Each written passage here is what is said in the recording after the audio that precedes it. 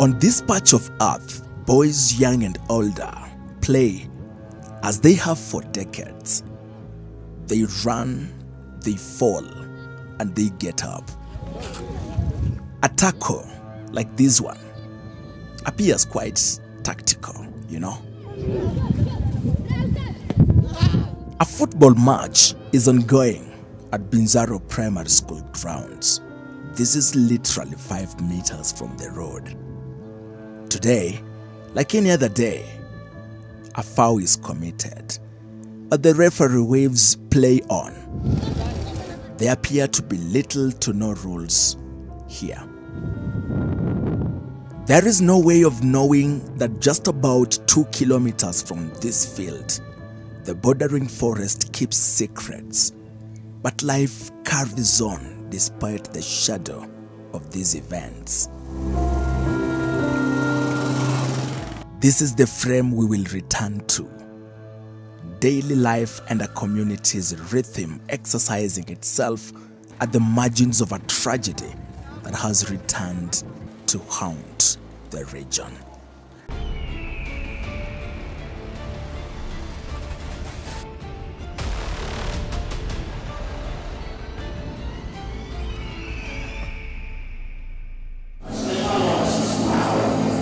Faith, it is the anchor of hope, the comfort of the broken, the power that drives humanity to endure.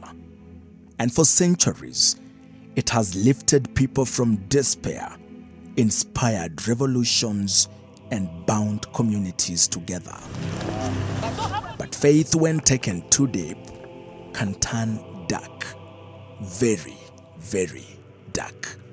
When belief demands silence and secrecy, when belief demands that questions are forbidden, when reason is cast aside, then faith becomes something else. Not a light anymore, but a shadow. Not freedom, but chains. History remembers the cost. In Johnstown town, for example, more than 900 lives were lost to poisoned cups. And by the way, these facts are stranger than fiction. Let's go to Guyana. The year is 1978.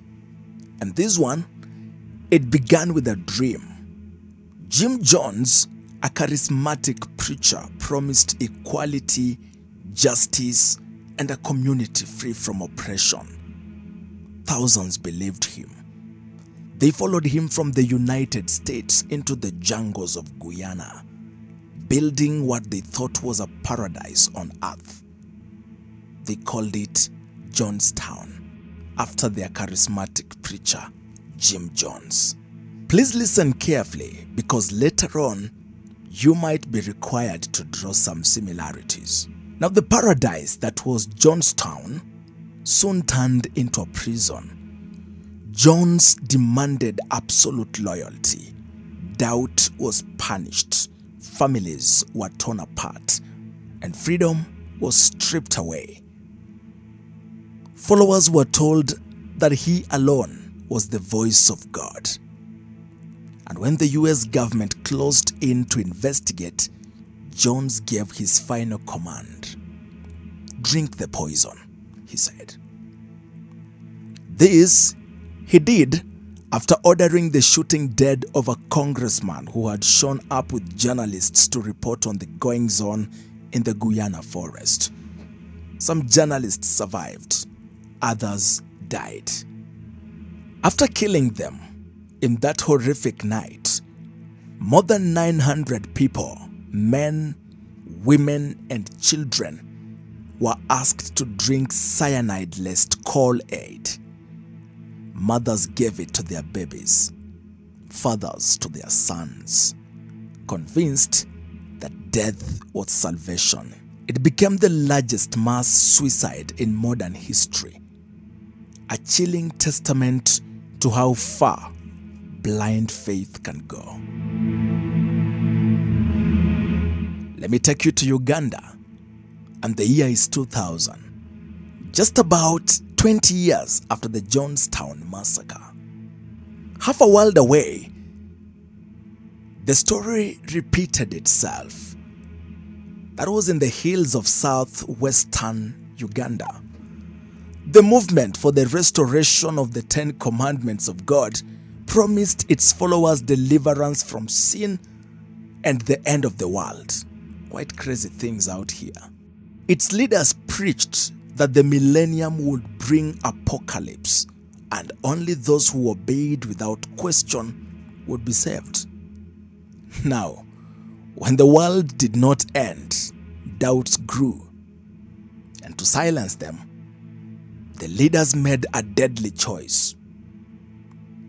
In March 2000, 3 months after the world refused to end, nearly 800 followers, men, women, and children, were locked inside a church. The doors and windows were nailed shut. Then the building was set on fire.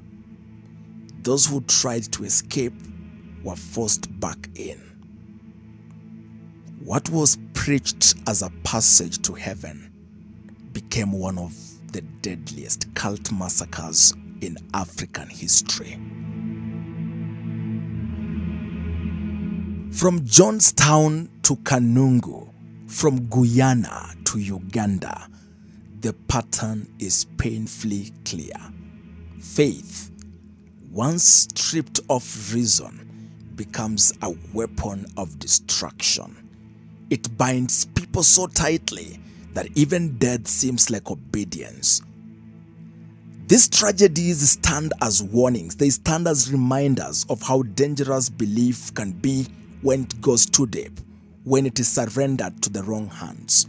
And these tragedies are always happening right in front of us, but confronted very late.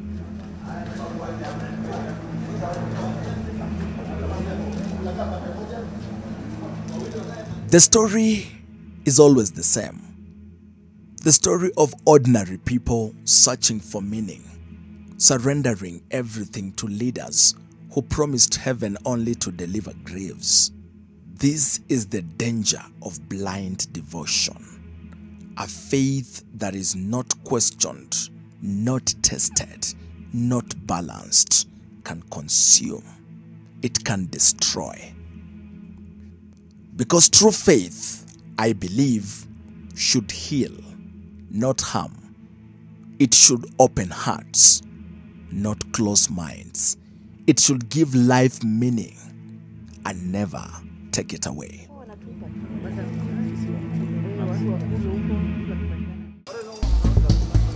Let me bring you back home to the crux of this special report.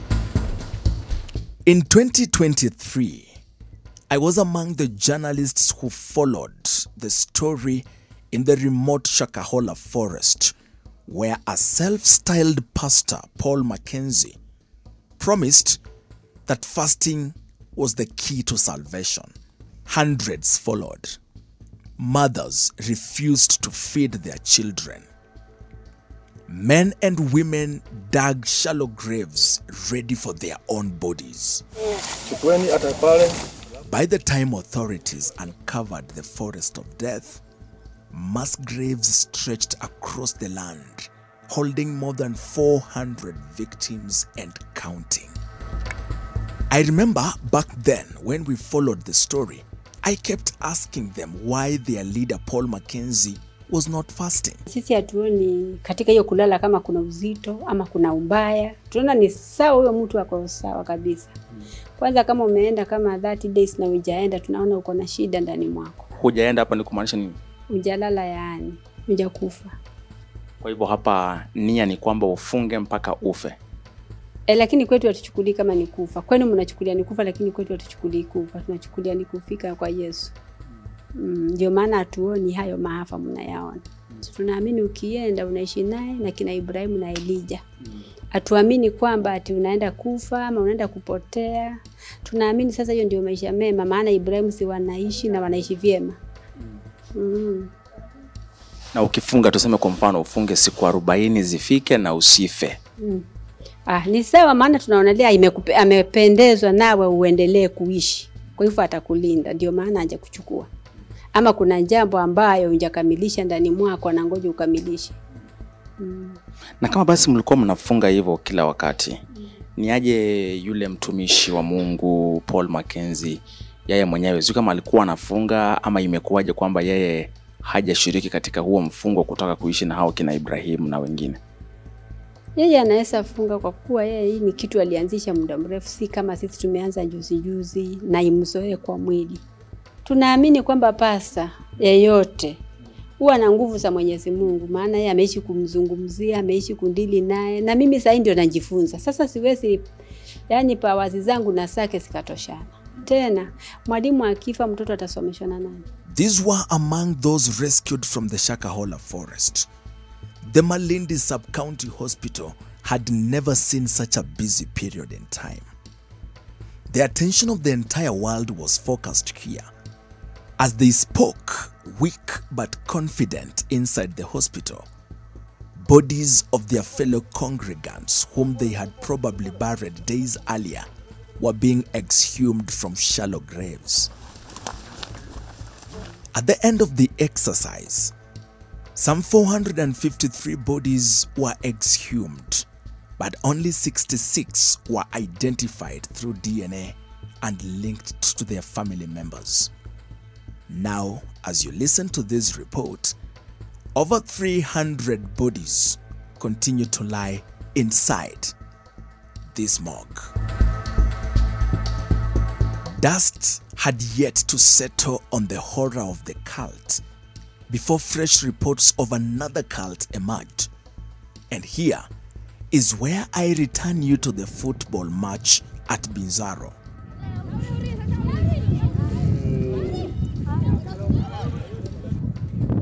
On 18th July 2025 at about 12:20 p.m., Kanze was home.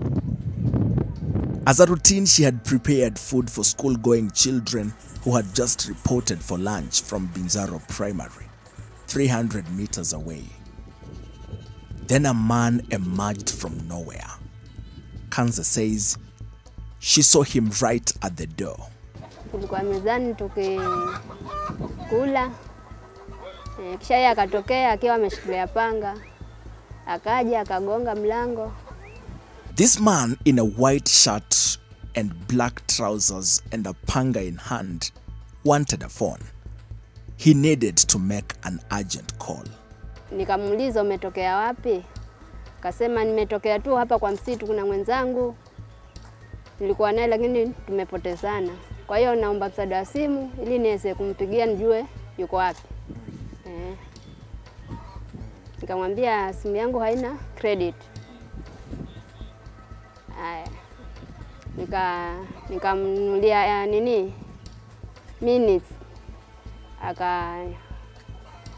Akataja namba, nikaingiza kwa simu yangu, akapiga, nikamwambia ni mteja. Akaniambia nyingine, akanitaja namba nyingine.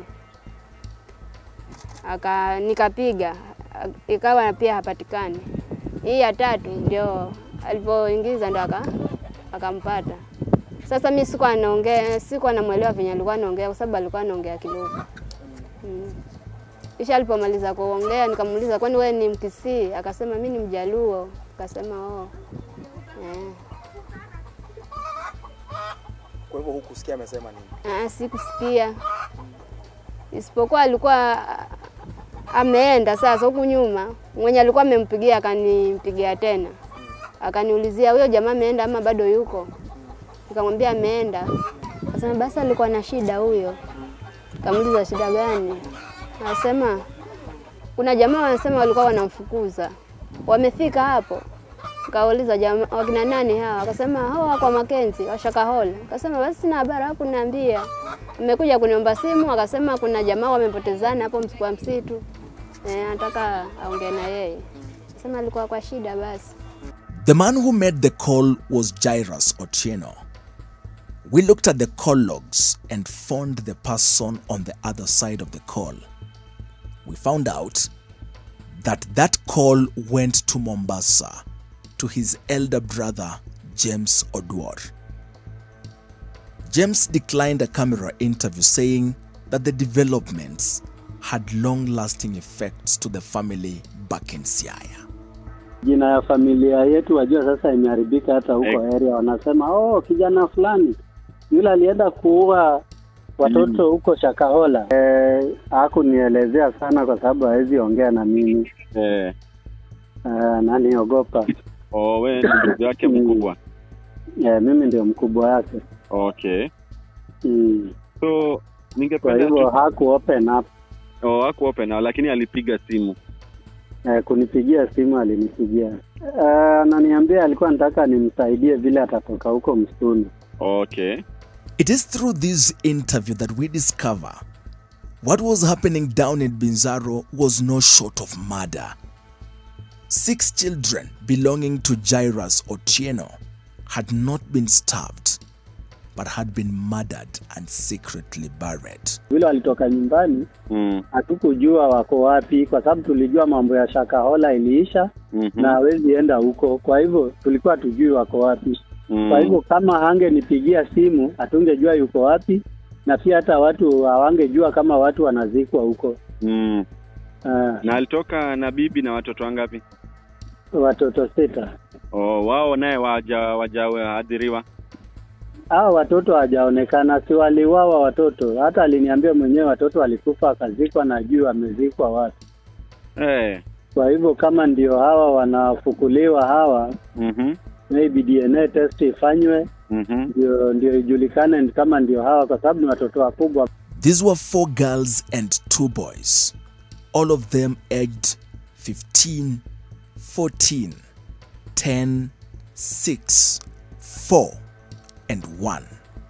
I have a close interest in the 1-year-old, and I will tell you why in due course. Tulipookoa huyo mama na bwanake, tuliuliza mlikuwa wangapi. Alikataa kuongea kabisa. Tukaona kwamba waje tupeleke hospitali kwanza mama alikuwa kwa hali mbaya. So tukasema wakishamaliza hospitali kupata proper treatment, maybe now tutaanza kuinvestigate. Kulingana na hiyo OP number which was reported in Siaya police station. Jairus is an interesting character in this story of ours. I hope I remember to tell you why, again, in due course. But first, he was tired of this cult. He wanted out. Yet there were scouts all over, stopping anyone from leaving. Albeit late, he sought all relevant numbers and shared with his brother, including that of the village elder.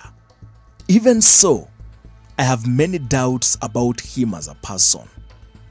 And later on again, you will see why. As the day grew old, Gona Charo Kalama, Kanze's husband, returned home. He took a few people with him to the place where the man had claimed there was trouble. Kulingana na Gona, alituelezea kwamba mchana huo alikuwa ashafika pale kupata zile habari kwamba yule jamaa aliyekuja fika hapa sasa kutoa yale malalamishi. Alibidi sasa wafike ili wakajionee wenyewe. Walipofika pale walipata watu, haikuwa rahisi kuingia jambo la kwanza. Alikuwa yeye na watu wengine, alienda na mzee wa mtaa wetu ambaye ni mzee wa kijiji Safari Kenganzai. Walipofika pale wakasalimia, wako nje ya gate. Wakajieleza kwamba sisi tumekuja na tungetaka kwamba tualike, kuna chakula cha msaada ambacho kitafika kule kwa kijiji yetu. Kwa hivyo mtusaidie na ID ili nanyi mtaandikishwa pale mpate chakula cha msaada. Ndio sasa Gona anasema yule mama akatoa ID yake. Wale wengine wote waliokuwa pale hawakutoa ID. Gona akapiga picha ile ID. Alafu wao wakatoka. Wengine walikataa. Wengine ni kama yule mama ambaye anawasimamia hapo aliwaambia kwamba hao wengine na wasimamia mimi. Kwa hivyo ile ID yake ilikuwa inatosha kuwasimamia wale wengine wale wote. Ndio Gona akatoka na mzee wa mtaa wakakuja na ndo wakapigia chief na maaskari. Jioni yake ndo ilipofika sasa, Gona na assistant chief hata dio na maaskari ndo wakashikana sasa kwenda hapo kwa msitu. Sasa walipofika pale ni usiku, ndo sasa wakaomba kufunguliwa gate. Tayari walipofika pale si waliona ile kuna pikipiki ilikuwa iko hapo kwa gate inajitayarisha kuondoka na huo usiku. Waliposalimia hivi na kuwatazama kwamba wako na nguo za kiaskari, alafu Gona aliposema kwamba ni mimi ambaye nimekuwa hapa mchana, kama walikuwa wamesense kitu tayari, basi wakaanza kutoroka mbio. Na walipotoroka, ile hali ya kujibidisha mpaka wagonge gate, mpaka waingie, wakapata hata wale wadhaifu ambao walikuwa wamewapata mchana ule pale hawakuwapata, hawakuwaona. Ndo sasa sisi baadaye ndo tukaenda nyuma yake. Sasa tulipofika pale kulikuwa kuna chakula kishapikwa, hata chingine kilikuwa ni kama bado alikuwa anatumia kula hapo. Tukajiangalia manguo, mikeka hapo kwa hizo nyumba, tukatembea na huo usiku, lakini hatukupata mtu ambaye amekufa ama amebakia hapo, hatukupata. Kesho yake sasa kesho yake asubuhi ikabidi sasa tukaenda tena, kwa sababu maafisa wa polisi walikuwa wameongezwa kutoka hiyo kampu ya Kwa Makenzi, walikuwa wamefika. Na tukaenda. Tulipofika pale, tayari mimi nilipofika pale kulikuwa kuna mwili ushalazwa hapo na alikuwa amekufa huyo jamaa. Tukumaliza kama siku 4, Gona, mzee wa mtaa na Karisa Gona, basi wakapigiwa simu kwamba wanatakikana. Wao wakaenda, si tulidhani tu wanaenda na tena watarudi. Kumbe haikuwa hivyo. Wao wakaenda na tena baadaye wakafanya nini? Wakabakishwa huko. Hicho ndo jambo linatushangaza mpaka sasa. Ni watu ambao wako na familia zao na wanajukumika na familia zao sana. Sasa hivi wameacha familia zao, wako mahali tu familia zao huku zikiwa zinateseka. Hiyo ndo kilio chetu kama wakazi wa Binzaro. Ni watu ambao hawajahusika wala na uhusiano na huyo mkora ambaye aliingia hapo. Lakini ni jambo gani serikali kama inaweza kutuelewa na kutusaidia watu wetu watolewe? Authorities were dealing with another troubling discovery. Mass graves had been found in the Chakama forest, not so far from the spot of the 2023 tragedy. With public pressure pressing down the security apparatus in Kilifi, police came for people who had completely nothing to little to do with the latest mass suicides and murders. Police arrested Gona Charo Kalama because he reportedly took a photo of the cult leader's ID card. They arrested the village elder, Safari Kenganzai, for no reason disclosed as yet. They also arrested Karisa Gona Fondo.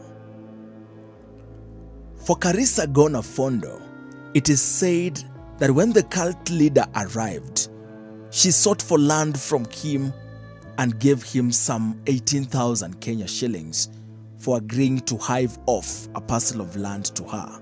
Huyo mama sasa, hatukujua ametoka wapi, lakini alikuja akasema sasa mimi nami ningependa niwe mkazi kama wa Binzaro. Na kwa sababu sisi watu hapa tumeishi kwa uzuri, yeye pia naye tulimchukulia ni mtu mzuri. Ndio sasa akasema na mimi nataka nipate mahali kuonya nitajistiri nami niwe ninaishi kama venye mwaishi nyinyi. Ndio yule mama alipatana na Karisa Gona. Ndio Karisa Gona akasema sasa kama wewe na wewe unataka kuishi, okay, sisi tunaishi. Tunangojea serikali itakapozungumza na watu wa Chakama Ranch kama kilio chetu kwa serikali, tuwe pia nasi tutapata sehemu hii na kuishi kama wakazi. Ndio yule mama akashikana Karisa Gona, akaenda mpaka kwa hiyo kipande cha ardhi peke yake. Sijui kama alienda na nani, lakini alishikana naye ili amuonyeshe hapo alimuonyesha hapo mahali. Alipomuonyesha hapo, alipomaliza kuna kitu tu alipeana kama kajama, ile kwamba sasa ameenda, sasa umemtoa mtu kwa kazi mpaka umeenda muonyesha mahali ambapo watapakana. Ndo akamuonyesha yule mama. Na lazima wakati alipompatia ile kitu kidogo ambacho alipeana pale, sio kwamba alikuwa amemuuzia, hakuwa amemuuzia. Maana si kwake, ni cha kama ranchi, hakumuuzia. NTV set out on a journey to the grave sites in Bi Nzaro. But you see, you cannot talk about Kwa Bi Nzaro without talking about Shakahola. If anything, it is the same forest. And you will begin to understand that these were the same cult members. That is why we took a turn here to the Shakahola village, where I wanted to talk to Mangi Yawa. He is the village elder in the now famous Shakahola. I met him last in 2023 when trouble had visited this village. It thrust the village into limelight and national recognition. Hiyo ilikuwa ni kitu cha kushangaza sana. Na ninafikiri serikali yetu imetutambua mbaya sana, mpaka hii Chakame ikafanywa division, kwamba serikali inatutambua. Ikachukua kituo cha askari wakaja kukaa pale kwa sababu kuangalia hii pori kama hii hali ilivyokuwa. Lakini sasa tunashangaa. Juzi tunasikia Bi Nzaro imerudi tena. Hasa hiyo ni kitu ambacho tumeshangaa. Hawa askari ambao wamekuja hapa Shakahola, katikati ya Shakahola na Bi Nzaro, na wamekuja kwa sababu ya kuchunguza hiyo mambo. Hatuoni wakifanya hiyo mambo. Tunaona wakikaa barabarani tu kusumbua watu wa makaa, wakitafuta shilingi 50 badala ya kuangalia hiyo pori. Na hiyo pori tuna hakika ina barabara imepasuliwa na Kindiki huko, waingie huko ndani waangalie hali inakuwa huko. Tena tunashangaa, kuna wazee wa kijiji na watu wengine wameshikwa kutoka Bi Nzaro wako ndani. Na mimi sijafika hapo Bi Nzaro, lakini zile ripoti zinakuja, nasemekana mzee alipeleka hiyo ripoti polisi na akazuiliwa. Hasa ombi langu ni kwamba ikiwa huyo mzee kuna hatia kupitia hii hali hii ya hawa jamaa hawa wenye itikadi kali, pengine amepatikana, itakuwa ni sawa. Lakini ikiwa yuko ndani kwa sababu ya ripoti amepeleka kwa serikali halafu amezuiliwa na wenzake, hiyo itakuwa tunaudhika sana katika wakaaji wa huku. Manake itakuwa sasa hata mtu mwingine hawezi kuona kitendo namna hiyo akapeleka, na hiki kitendo hatukitaki kabisa. Serikali tuangalie na hayo mambo. Lakini tunashukuru. Zamani ilikuwa hakuna hata matatu nyingi namna hii, lakini sasa hii tuko na matatu 3 zinaingia hapa kutoka Malindi na kurudi. 3 zinaingia hapa na basi moja. Kwa hivyo mambo imeanza kutulia, lakini hii mambo hii sasa inataka kuturudisha nyuma tena. But the villages, Shakahola, Kwa Bi Nzaro and Bofu, are dogged by the same perennial problems of lack of water, lack of electricity that has been the case since the discovery of electricity, and poor education structures. This is Muriachakwe School. The signage is fading. There is no gate, just this entrance without a fence. Yet these children compete with their fellows in Nairobi and elsewhere who have access to so much more. From above, Shakahola Shopping Center looks like a forgotten outpost in the middle of nowhere. A scatter of tin-roofed shops and mud-walled houses, each one leaning on the sun for survival. Solar panels glint faintly on the rooftops, the only hint of power in a place with no electricity grid. On the ground, there is no piped water, and the water table is deep and unreliable. Women and children queue with yellow jerrycans, waiting for their turn from a distance so far, far away. Yet, from this same vantage point, the irony is striking. We can see the Galana River snakes through the land, swollen and full to the brink. A ribbon of abundance flowing past a village that is still thirsty. Back to Mangi. A neighboring village has been hit with a tragedy he handled 2 years ago. Binzaro. Mangi says these are the same people. Wametorokea kwao, wakaenda ukataliwa na wakwao, wakarudi waamue huku waje waanze tena kufunga. Unaona sasa hakuna tofauti kabisa ambayo iko tofauti. Hiyo ni grupu ya Mackenzie tuseme. Kwa vile wametafutwa wakatoroka na hawapatikana, walipoona vimetulia wakarudi. Na ndipo ninasema serikali imefanya kitu cha maana sana. Imechukua askari wakaweka pale.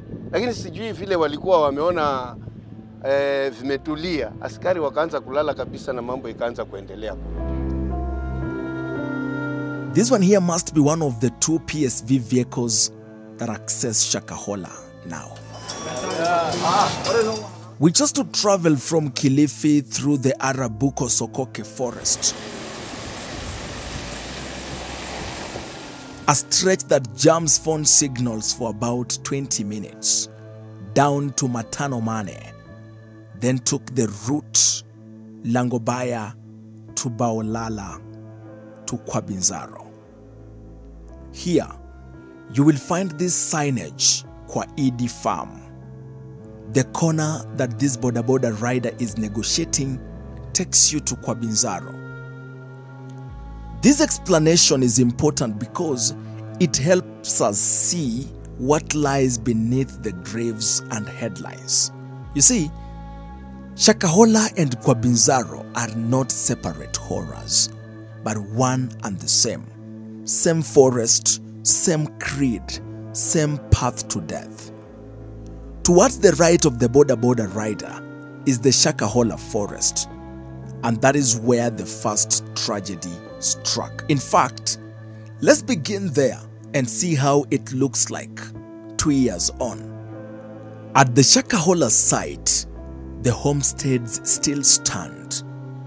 Structures like this one, which occupants used to dry their utensils, still strong, just like their faith was. It would appear that the people who moved into this forest had no intention of dying soon, at least not by their own acts. They developed their houses for permanent survival, and they loved innovations like this bed. They didn't use earthly things. Maybe that is why they did not eventually fix the sockets. Outside, the empty graves remind you of the horror that was Shakahola. This is what remains of the tragedy that shocked the world 2 years ago. Empty grave sites where hundreds of Mackenzie's followers were buried after starving themselves to death. The world as they knew it was coming to an end. That was 2 years ago. Now, this time around, there are fresh graves, new victims, and still no answers. What was called the Forest of Death is once again under investigation, and the cries of families looking for their loved ones are growing louder every day, only that this time around is towards that further end of the Shakahola forest. And while there are those who argue that this is Shakahola and that is Kwa Bi Nzaro, there are those who know a thing or two, and they say there's basically no difference between the victims whose bodies are being exhumed now and those whose bodies continue to lie at the Malindi mortuary. So what does this mean for a country, for a government that promised that this is a situation that will never again happen?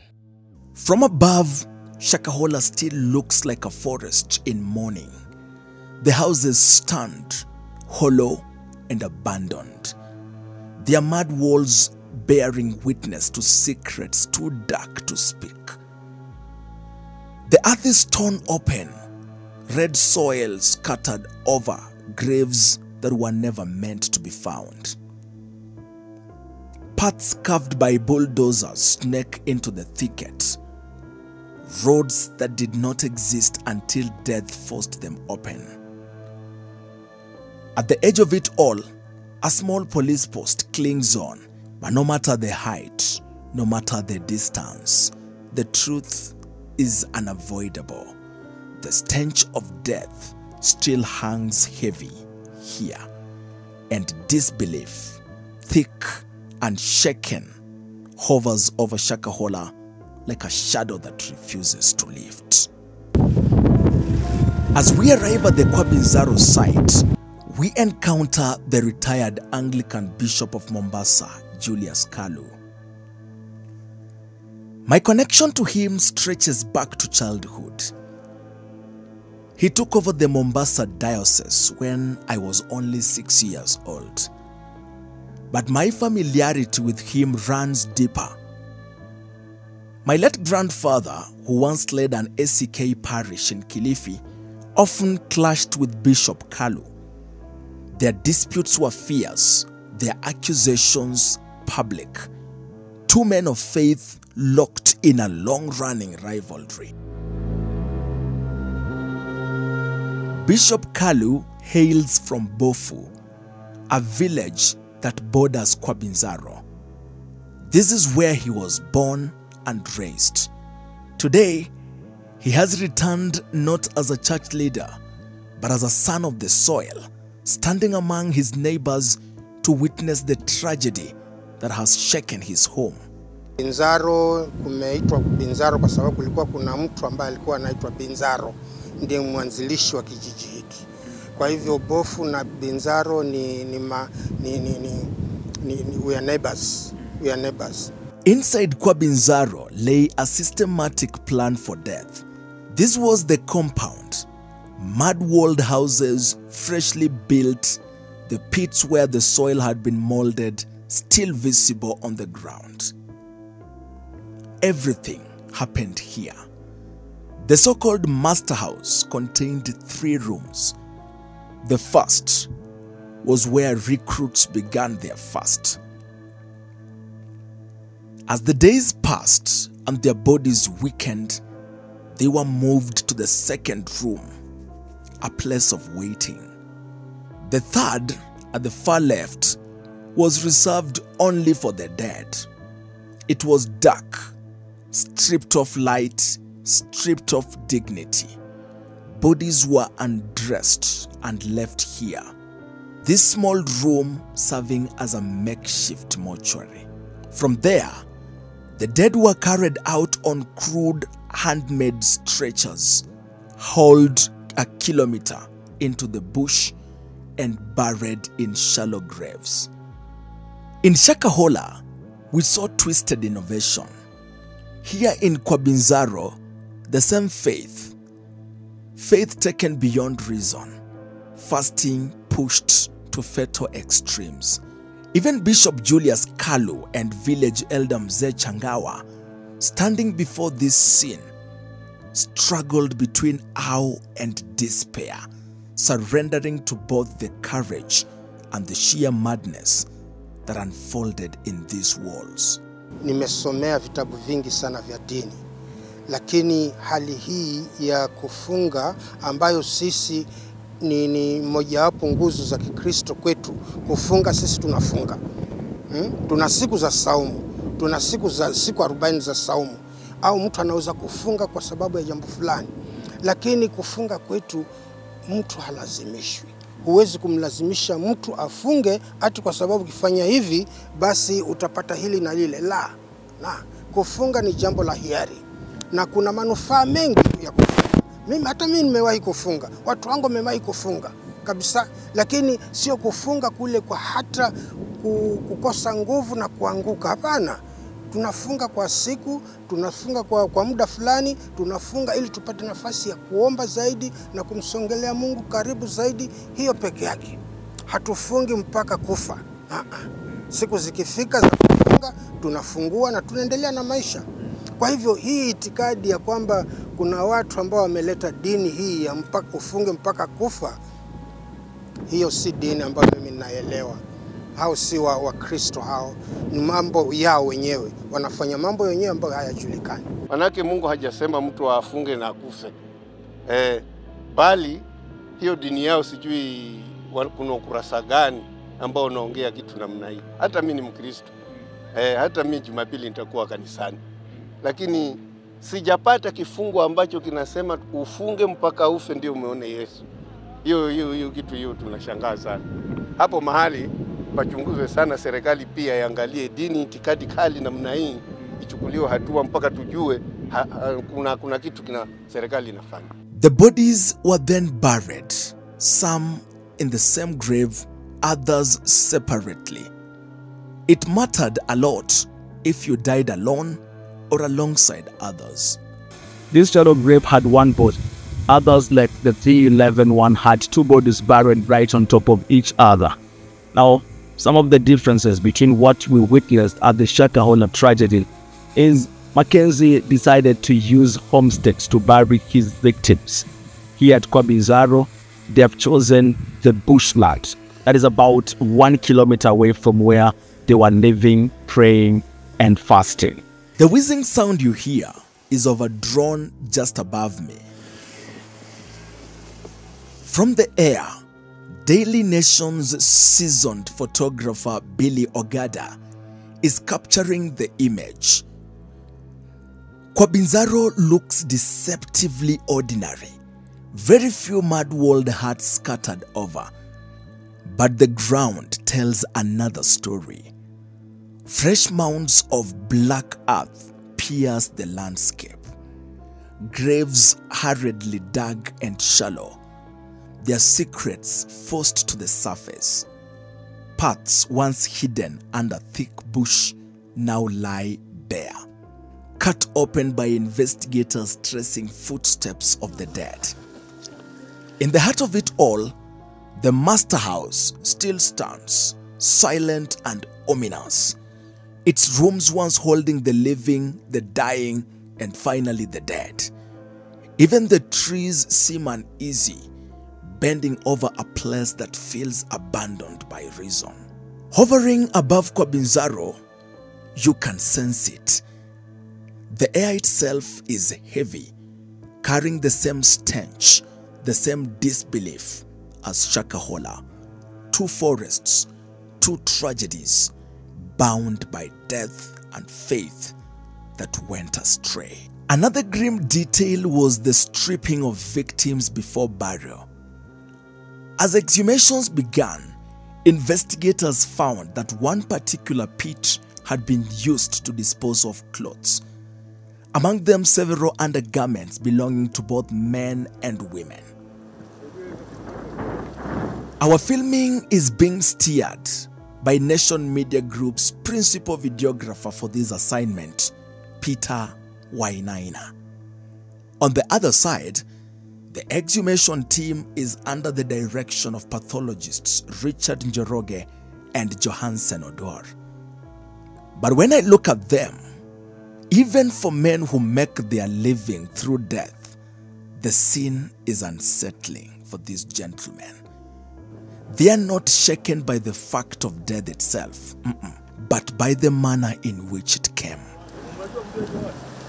Even for these officers, this embrace is no ordinary one.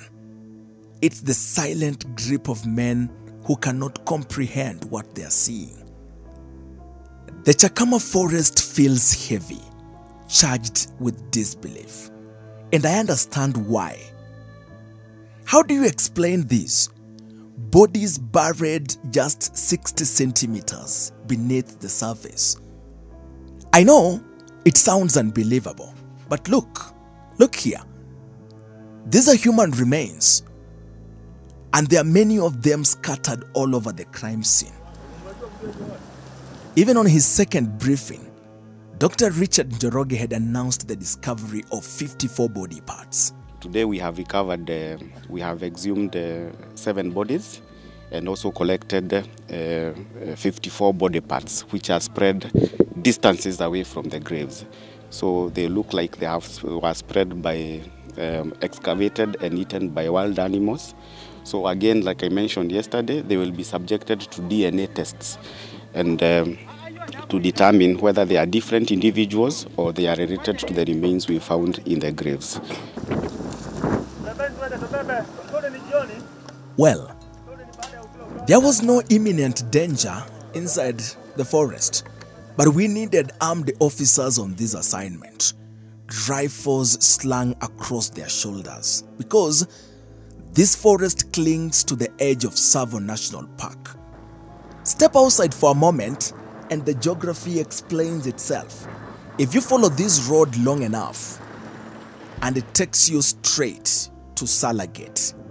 With clearance, you can exit through Voi, shaving off hundreds of kilometers if you are headed from Malindi to Nairobi. But that shortcut comes with danger. This is a wild country. Elephants roam here freely, their presence written in fresh dung that dots the forest floor. At any moment, they can appear. In Bi Nzaro, it's more than an inconvenience, it's survival. We filmed this west just outside the home of Gona Charo Kalama. Those were moments before sitting down with his wife for an interview. For locals, this is daily life, hemmed in by shrinking land, constant human-wildlife conflict, and roads that barely exist. Life here is not just difficult, it's unbearable. Waongee na watu wacha kama directors hao wanaotajwa, sisi hatuwajui. Lakini waongee nao, huu msitu ugawanywe. Huu msitu ungegawanywa, haya mambo hayangetokea. Hayangetokea. Watuletee maji. Wakisha tuletea maji, watuletee hizo kugawanya kwa ardhi ya hapa. Stima iletwe. Maendeleo yatafanyika sana eneo hili. Hilo ndo ombi letu kwa serikali. Kuliko wanabakisha msitu hapa na unafanya maovu, unatuharibia jina kabisa. Hilo lilikuwa si ombi letu. Kwa serikali itugawanyie huu msitu. Wakazi wa hapa eneo hili la Chakama watu wapate ardhi, sehemu ambayo itabaki hata kama ni serikali itaona watu wengine kufanya kugawanya, wagawanya, lakini msitu ili maendeleo yafanyike hapa na maovu kama haya yasifanyike tena. Kabisa. Swala la ndovu. Ndovu wamekithiri hapa. Wafanye mpango hiyo ndovu watolewe.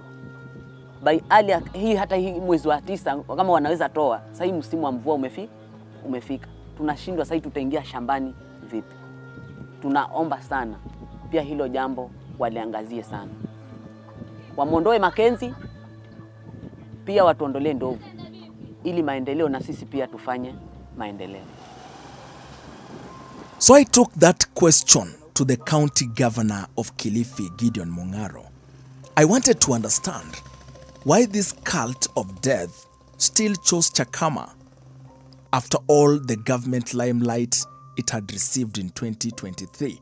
Our people here are very friendly. They don't see people and start harassing them. Where do you come from? Where are you going? You know. So people have managed to sneak back there, which is a very sad situation.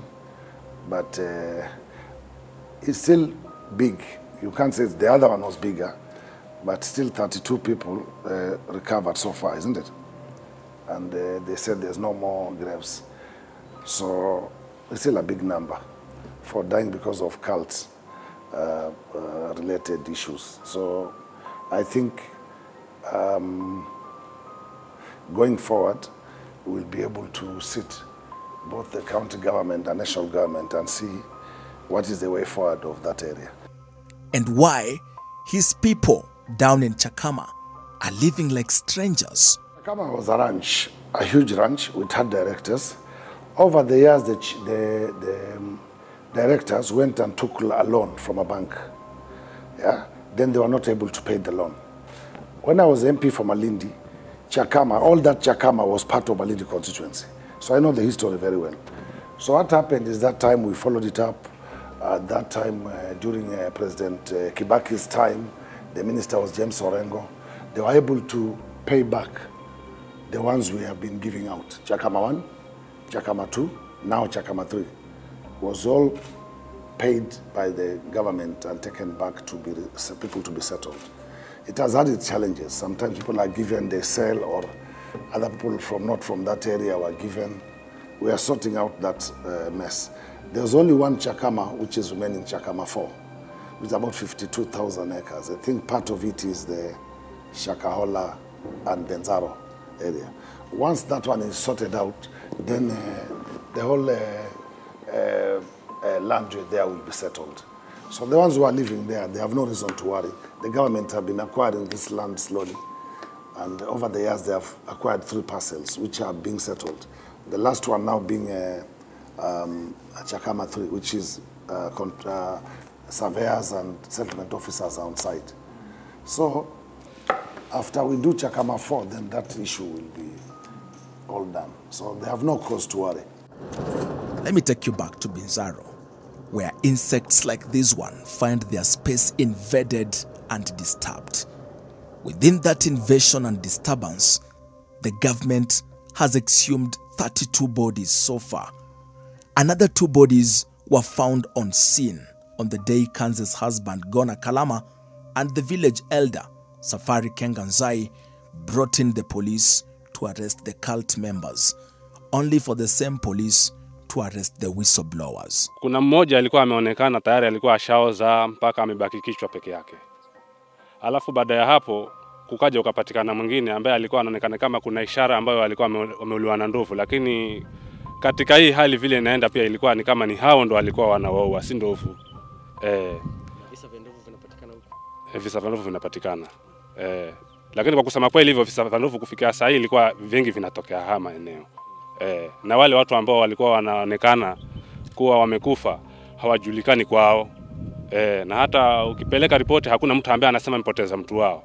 Kuonyesha ni hawa ndo walikuwa wanaua hao watu. So far, some 102 body parts have been found all over the area. Police have in custody 11 suspects they are linking to the tragedy. The prime suspect, who was only known as a prophetess, is Charlene Anindo from Vihiga County. She had been on the run, but somehow she was arrested in Mombasa. Kwa vile tumearrest main suspect, ile mpango tuko nayo sasa, tunataka tuangalie kwa makini kama kuna uhusiano kati ya huyu mama na wale watu wa awali wa Shakahola. Investigation imeanza, tuone kama kuna relationship. Before the Malindi court, the state has arrested the woman, Charlene Anindo, self-styled prophetess who the government says has taken over from Mackenzie. Also before the Joy Wesonga court is Kahindi Kazungu Garama. Kahindi Kazungu lived with his wife and 5 children in their newly found paradise. The 5 children have since been rescued. For Thomas Mukonwe, listen to this, had 3 wives in Kwa Bi Nzaro. He had 3 children, all of whom are missing and believed dead. James Kahindi Kazungu is also set to be charged. He lost 5 children in Shakahola before moving to Binzaro. Likely to be treated as victims in the case that is set to begin is Jairus Otieno Odek, who called out the massacre, his wife Lilian Akinyi, Kahonzi Katana Karisa, and Beatrice Neema, who were rescued from the forest.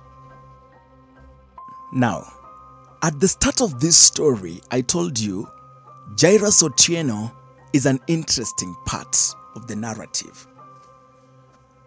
We have established that Jairus was among the people who were rescued from the grip of Mackenzie's deadly fast and reunited with his family back in 2023. Ndo tukawauliza kwani mmetoka wapi, wakasema mmetoka hapa kwa mahali ambapo kuna watoto wameuliwa. Sasa tukawauliza hao watoto wameuliwa vipi? Akasema kuna watu ambao wanakuja na usiku, wanachukua watoto, wanaenda kuwaoa alafu hawarudishi. Sasa ndo tukajua kuwa hapo mahali kuna shida. Tukafuatilia, tukawasubiri maaskari wakuje, wakakuja, tukashikana na hao wanawake. Tayari wakawa maaskari wamepata watu wawili. Tukakuja hapa pamoja. Tulipofika hapa, ile harakati za kuangalia ndo tukapata kuna jamaa mwingine alikuwa ameuliwa hapo ndani, tukamchukua. Alafu kulikozunguka tena kukapatikana mifupa ya watoto na vichwa vya watoto. Haya, wakachukuliwa na hao maaskari wakaenda. Lakini kwa kusema kweli hiyo hali ilikuwa inaendelea kabla sisi kujua. Na huyu mama hata kama amekuja amekaribishwa, lakini vile alivyokuwa akija tena baada ya kukaribishwa, alikuwa anakuja kivyake kufanya mambo yake, hata sisi hapa kijijini tulikuwa hatujui. Na watu wote katika shughuli zote hapa kijijini huwa tunafahamishana, lakini huyu alikuwa hakuji, akajieleza kwa yeye amekuja, mambo yake anayafanya hapa na sisi hatujui. Hata hiyo juzi ndio tumejua kuna hiyo mambo inaendelea. Na kulikuwa kuna watu wanarokotwa, wanasemekana wameuliwa na ndovu, mara kumeonekana mifupa, lakini hiyo juzi tukajionea kuwa si ndovu walikuwa wakiua watu. Ni hiyo shughuli yao ya hapa ndio ilikuwa inaua watu alafu wanawatupa. He's interesting because he must have been a very powerful person at the time. To be found alive with all his children and wife. Then he packed his bags and returned. So, why did Jairus return to Shakahola?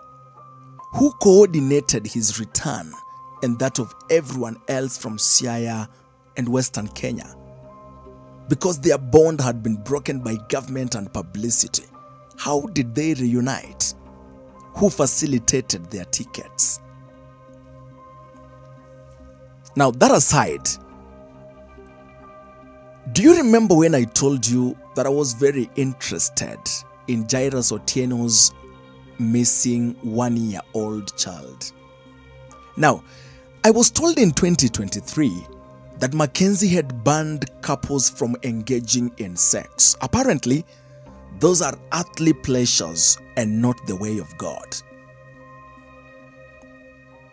But for Jairus, between 2023 and now, he had a 1-year-old child who is also believed dead and buried. So, what changed about the original teachings of couples engaging in intimacy?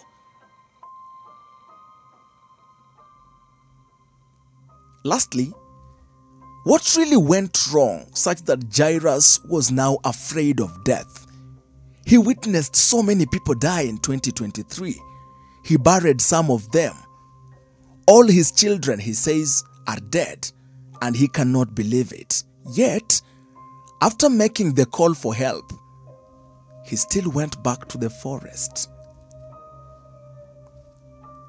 Now, Jairus' flip-flopping nature is a smokescreen to a most sinister operation beyond religion inside Chakama Forest. If our security agencies are truly determined to uncover the truth about Shakahola and Kwa Bi Nzaro, there is only one man who holds the bridge between both stories: Jairus Otieno, rescued once, drawn back again, and carrying secrets that lie buried with the dead. His trembling call from the forest may not only have sounded the alarm, it may also hold the answers to how two tragedies unfolded less than 2 years apart. As the sun sets over Chakama Ranch, the shadows stretch long across graves already unearthed and questions that remain unanswered. For the villagers nearby, the silence of the forest is as heavy as the whistle that never blew soon enough. Was Shakahola the end, or is Kwa Bi Nzaro only the warning? Serikali ndio yenye wajibu wa kuhakikisha kwamba wananchi wanalishwa chakula cha kiroho kile kinachopasa. Kwa hivyo serikali ina wajibu wa kuangalia kama umeanzisha kanisa, umesomea wapi, una certificate gani na ni mission gani ambayo imekusponsor hapa. Si mtu tu kuamka hivi kusema mimi nimepata Roho Mtakatifu nataka kuhubiri. La.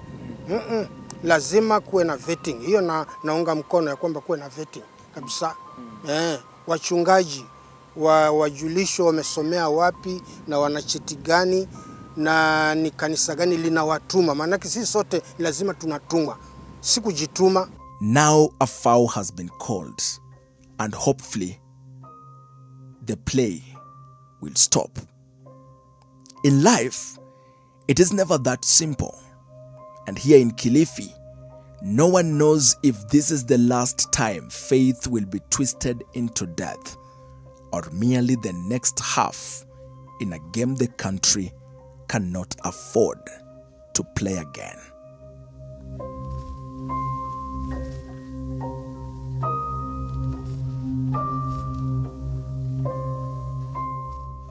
Brian Obuya, NTV.